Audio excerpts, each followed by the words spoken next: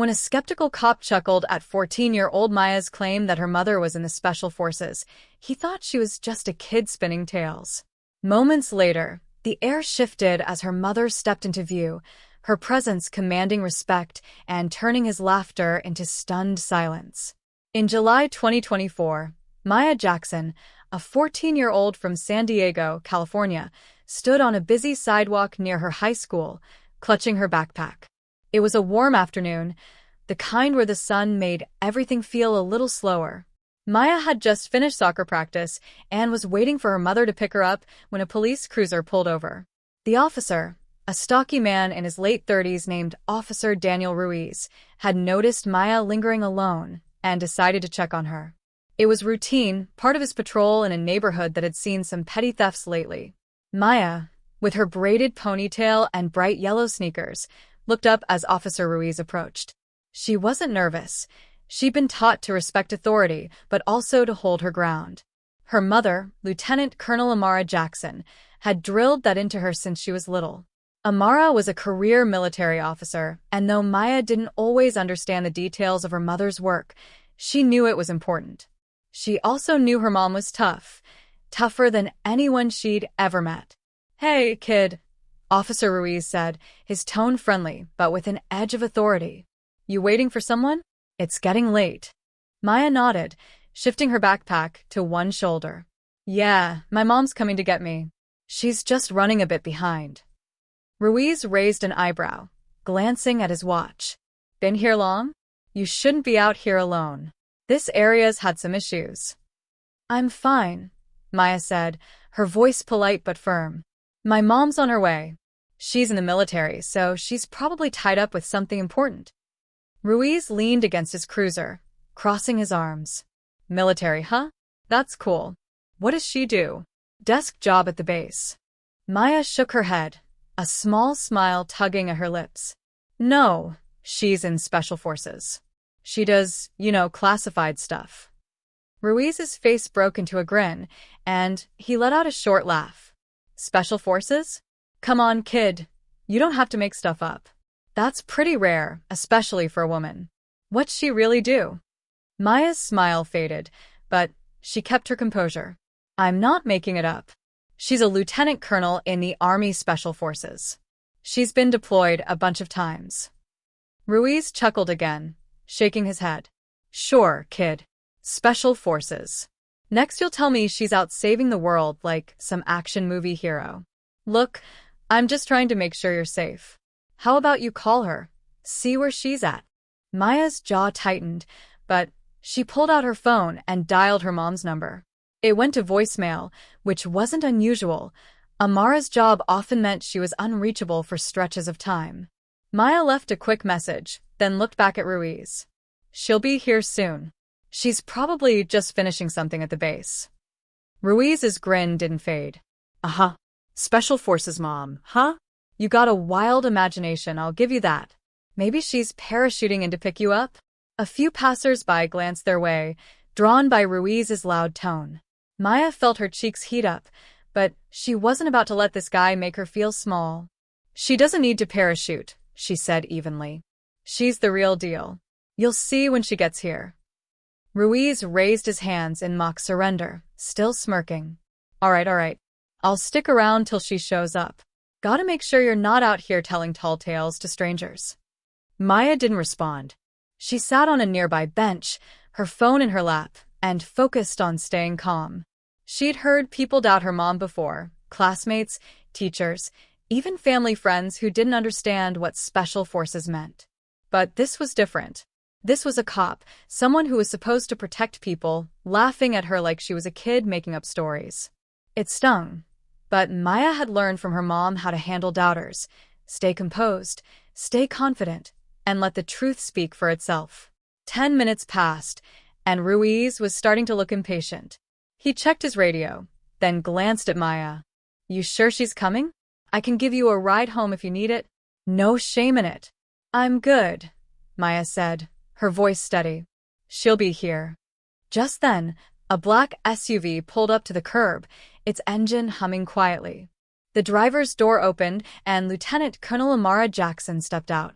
She was 42, tall and athletic, with close-cropped hair and a presence that seemed to shift the air around her.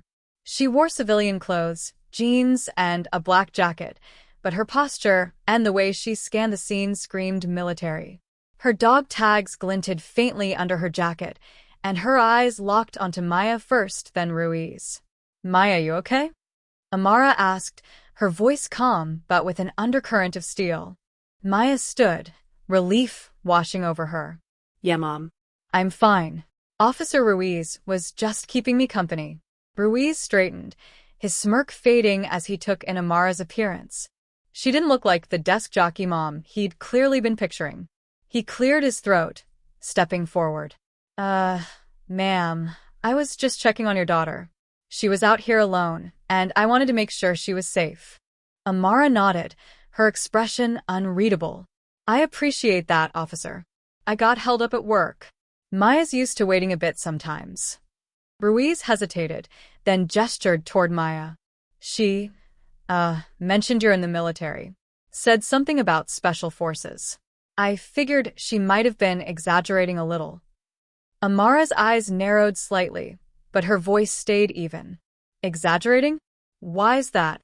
Ruiz shifted his weight, clearly uncomfortable now. "Well, it's not every day you meet someone in special forces, especially," he trailed off, realizing he was digging himself into a hole. "Especially a woman?" Amara finished for him, her tone cool but sharp. "Or maybe you meant a black woman?" Ruiz's face reddened. "No, ma'am, I didn't mean it like that. It's not common, that's all." Amara stepped closer, her gaze steady. "I'm Lieutenant Colonel Amara Jackson, 7th Special Forces Group. I've served for 20 years, including 3 deployments to Afghanistan and 2 to Iraq. My teams handled operations I can't talk about in places you've never heard of. So when my daughter tells you what I do, she's not exaggerating. She's telling you the truth." Ruiz opened his mouth, then closed it, his earlier confidence gone. Maya stood quietly, watching the exchange, a small smile tugging at her lips. She'd seen her mom shut down doubters before, but this felt different, more personal. I didn't mean any disrespect," Ruiz said finally, his voice quieter. "I just wanted to make sure she was okay." "I understand," Amara said, though her tone suggested she wasn't entirely letting him off the hook. "But next time, maybe listen when a kid tells you something about their family. Maya doesn't lie, and she doesn't need to make things up to impress anyone." Ruiz nodded, looking like he wanted to be anywhere else. "Yes, ma'am. I'll, keep that in mind." Amara turned to Maya, her expression softening. "You ready to go, kiddo?" Maya nodded, grabbing her backpack. "Yeah, Mom. Let's go." As they walked to the SUV, Maya glanced back at Ruiz, who was still standing by his cruiser, looking sheepish. She didn't say anything, but the look on her face said enough. "I told you so." In the car, Amara glanced at Maya as she pulled into traffic. "You okay? He didn't give you too much trouble, did he?" Maya shook her head. "He just laughed at me, like I was making it up about you." "I knew you'd set him straight." Amara smiled faintly. "You handled it well, keeping your cool like that. I'm proud of you." Maya shrugged, though she couldn't hide her grin. "I learned from the best." The incident didn't end there, though. Word spread quickly at Maya's school. By the next day, classmates were whispering about how Maya's mom had shown up and put a cocky cop in his place. Some kids asked Maya for details, others just gave her respectful nods in the hallway. Maya wasn't one for attention, but she couldn't deny it felt good to have her mom's strength acknowledged. Officer Ruiz, meanwhile, faced some consequences. A bystander who'd overheard the exchange filed a complaint with the San Diego Police Department, citing his dismissive attitude. The department reviewed the incident, and while Ruiz wasn't formally disciplined, he was required to attend sensitivity training. He never approached Maya again, and when their paths crossed weeks later at a community event, he avoided eye contact. For Amara, the moment was just another day in a career full of proving herself. She'd faced skepticism her whole life, first as a black woman in the military, then as one of the few women in special forces. She'd climbed the ranks through sheer grit, earning respect in a field where doubt was a constant companion. But what mattered most to her was Maya. She wanted her daughter to grow up knowing she could stand tall, no matter who tried to make her feel small. Maya took the lesson to heart. She started speaking up more in class, joining the debate team, and even helping organize a school event to honor local veterans. She carried herself with a quiet confidence, the kind that came from knowing her mother had her back, and that she could handle herself, too. The story of that afternoon became something of a legend at Westview High. Students talked about it for weeks, and it even made its way into a local news blog, though Maya and Amara declined to be interviewed. They didn't need the spotlight. For them, it was enough that the truth had spoken louder than any laugh.